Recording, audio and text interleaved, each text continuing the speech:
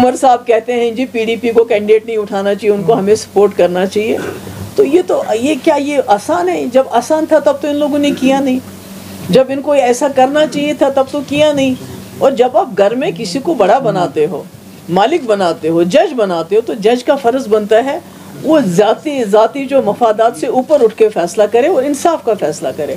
تو مجھے لگتا ہے مجھے آج آپ کے ساتھ یہ بات اس لیے بھی کرنی پڑی کیونکہ ہر طرح سے میرے ورکر فون کر رہے ہیں، بہت مطلب وہ مایوس ہو گئے ہیں کہ یہ کیا ہو رہا ہے، انہوں نے تو ہماری اتنی بےعزتی کی ہے تو ہم کیا لڑ نہیں رہے ہیں. تو اس لیے میں نے سوچا کہ آپ لوگوں کے ساتھ بات ہو جائے.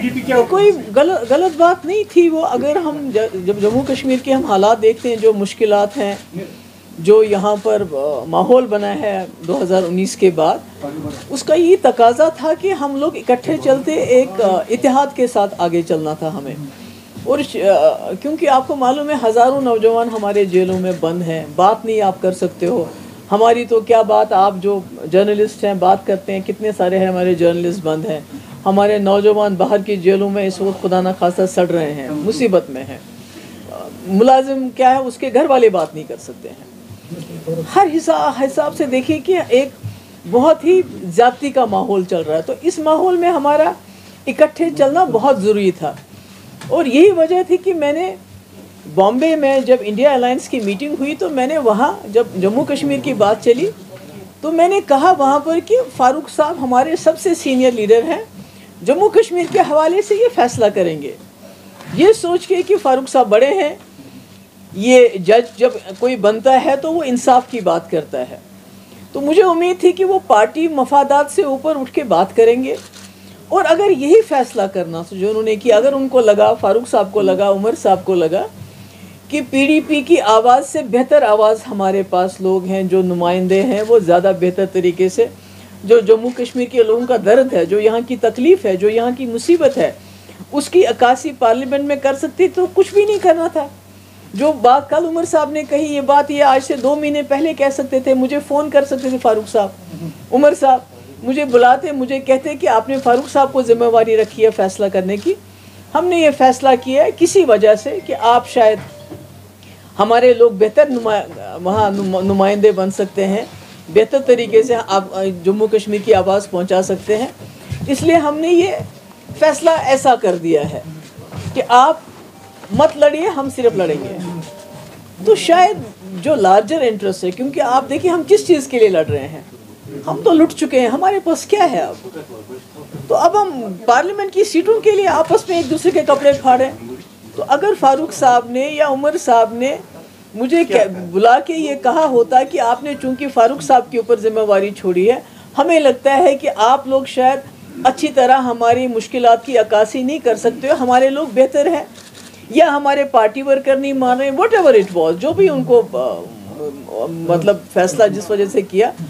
تو ہم سوچتے لارجر انٹرسٹ میں ایسا ہی ہونا چاہیے. چلیے ہم پارلیمنٹ میں نہیں پہنچیں گے، یہ اگر پارلیمنٹ میں پہنچ کے بہتر کارکردگی کر سکتے ہیں تو ٹھیک ہے. مگر آپ نے دیکھا جس طرح سے عمر صاحب نے باہر آ کے ہمارے ساتھ بات کیے بغیر، ہم کو اعتماد میں لیے بغیر، جس طرح انہیں، اور فیصلہ بھی آپ سب نے دیکھا کیسے سنایا کہ پی ڈی پی کا وجود ہی نہیں ہے، پی ڈی پی سچویشن میں نہیں ہے. محبوبہ مفتی 4تھے نمبر پہ آئی. تو اس سے کیا ہوا کہ جو میرا ورکر ہے، آپ کا معلوم ہے پچھلے 5 سال سے بی جے پی نے میری پارٹی ساری توڑ کے رکھ دی، بڑے بڑے سارے لیڈر نکال. اب میرے ساتھ کون ہے؟ میرا ورکر، جو بیچارہ پھاکا رہ کے جیب سے پیسہ خرچ کر کے میرے جلسے جلوس میٹنگز میں آتا ہے. تو اس کو بہت دھچکا لگا جب اس نے عمر صاحب کے وہ الفاظ سنے، تو وہ دل برداشتہ ہو گیا، اس کو بہت تکلیف ہوئی، اس کا دل ٹوٹ گیا کہ یہ کیا کہا جا رہا ہے کہ ایک پی ڈی پی جس کی 28 سیٹیں کچھ سالوں کے اندر، جس نے نیشنل کانفرنس کو 2 بار پاور سے باہر کر دیا، آج وہ کہتے ہیں ان کا وجود ہی نہیں ہے. میرے خیال میں اس وقت جو لہجہ تھا عمر صاحب کا، وہ بہت سخت تھا، اور اس سے میرا ورکر جو ہے بہت ہی زیادہ مایوس ہو گیا اور تکلیف بھی ہوئی. تو آج میں کس منہ سے جا کے ورکر کو بولوں گی کہ عمر صاحب کہتے ہیں جی پی ڈی پی کو کینڈیڈیٹ نہیں اٹھانا چاہیے، ان کو ہمیں سپورٹ کرنا چاہیے. تو یہ آسان ہے؟ جب آسان تھا تب تو ان لوگوں نے کیا نہیں، جب ان کو ایسا کرنا چاہیے تھا تب تو کیا نہیں. اور جب آپ گھر میں کسی کو بڑا بناتے ہو، مالک بناتے ہو، جج بناتے ہو، تو جج کا فرض بنتا ہے وہ ذاتی جو مفادات سے اوپر اٹھ کے فیصلہ کرے اور انصاف کا فیصلہ کرے. تو مجھے لگتا ہے مجھے آج آپ کے ساتھ یہ بات اس لیے بھی کرنی پڑی کیونکہ ہر طرح سے میرے ورکر فون کر رہے ہیں، بہت مطلب وہ مایوس ہو گئے ہیں کہ یہ کیا ہو رہا ہے، انہوں نے تو ہماری اتنی بےعزتی کی ہے تو ہم کیا لڑ نہیں رہے ہیں. تو اس لیے میں نے سوچا کہ آپ لوگوں کے ساتھ بات ہو جائے. PDP کیا ان کو خوشی دینے جا رہی ہے؟ انہوں نے تو ہمارے پاس کوئی راستہ ہی نہیں رکھا. عمر صاحب نے جس طریقے سے اور فاروق صاحب کو جو میں نے اعتماد دیا تھا، جو میں نے ان کی عزت افزائی کی تھی، یہ سوچ کے بڑے ہیں، سینئر ہیں، یہ اپنی پارٹی مفادات سے اوپر اٹھ کے سوچیں گے. میں تو کبھی سوچتی ہوں اگر مفتی صاحب یہاں پر ہوتے، ان کا تو ایٹیٹیوڈ بالکل ڈفرنٹ ہوتا ہے. وہ شاید یہ کہتے ہیں کہ ہم کوئی سیٹ نہیں لڑیں گے، آپ ہی تینوں لڑو، اگر اس سے جموں کشمیر کی آواز پارلیمنٹ تک پہنچ جاتی. مگر مجھے افسوس ہے کہ میں نے تو کہہ دیا، میں نے تو اپنا فرض نبھایا، مگر جو انہوں نے کیا اور اس کے اوپر سے جو عمر صاحب کی بعد میں پریس کانفرنس تھی وہ بہت انفارچونیٹ تھی، وہ بہت دل کو خراب کرنے والی تھی کہ PDP کون ہے، ان کا وجود کہاں ہے، یہ کیا ہے.